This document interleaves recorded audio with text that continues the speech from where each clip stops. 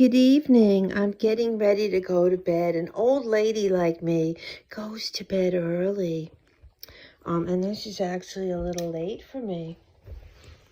But I know a lot of tomfoolery goes on while I'm asleep. I'm going to make one last trip on the soapbox for the day.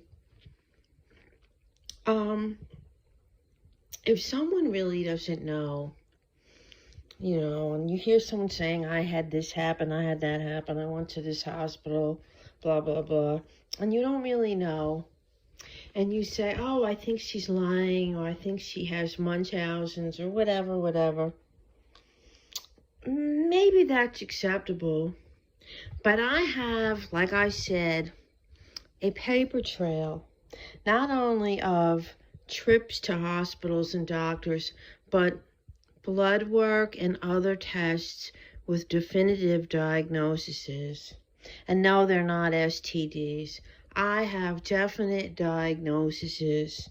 And there is a paper trail of me communicating with a couple of people, emails and texts stating I got this result from the doctor, from the lab. Oh my God, look at this, look at that. There were a couple of people that I did share it with, and they responded to it either over the phone or in writing in an email or by text.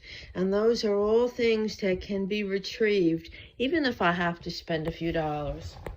So my understanding of the law is, if you've seen my medical records with a diagnosis, with my name on it, while I was going through an illness, you've seen it and you replied to it via text or email, you've acknowledged a receipt and that you've seen it and interpreted it, and that you know I really have these diagnoses. So now you are in knowledge of my medical condition, but if after being in knowledge of my medical conditions, you harass me, threaten me, and even lie and commit slander, libel and slander, you are civilly and criminally liable. You think you're a ghost and that you can't be found. Well, sadly, you dragged a couple of other people into it, and at least one of them, it would be very, very easy to find one of these people, and they would be questioned, and they would have a choice of telling the truth or lying and getting in trouble for lying. And I don't think anyone is so stupid that they're going to lie and go to jail for some guy on the internet that likes to tell crazy stories. So, if you bought a piece of land on Tobacco Road and you have a little house on order, guess what? Don't hold your breath, because I might end up owning that too. So you see how that goes? You see how that goes? You really, really need to watch what you do and say and who you associate with. I'm guilty of that too. But if someone showed me the receipts, I sure as hell wouldn't harass a person knowing that they had medical conditions, and one of the things that they were told after seeing a cardiologist was no stress, and then you add stress. That's like, I don't want to say attempted and then the M word, but yeah, that could be construed as that.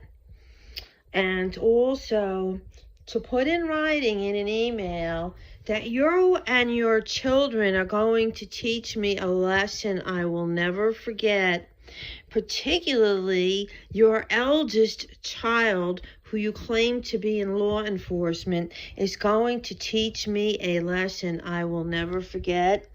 Can you please explain that to a judge? See how that goes? See how that goes? I have enough on you that if I wanted to, I could find you. And guess what? You're not going to be getting fried chicken wings in an orange jumpsuit in jail. I don't know that you're going to have the internet in jail, but you know what? I think you can do pen pals and get like a girlfriend writing to you. There's plenty of women that want to write to a man in jail. And the lady that participated with you and the young man, I don't think the young man would be held liable as long as he didn't lie. And the lady, if there was no paper proof that she knew and just went on and said what she said, regardless of knowing the truth, she would be, I don't think she would be in big trouble because she would just be going off of what you told her.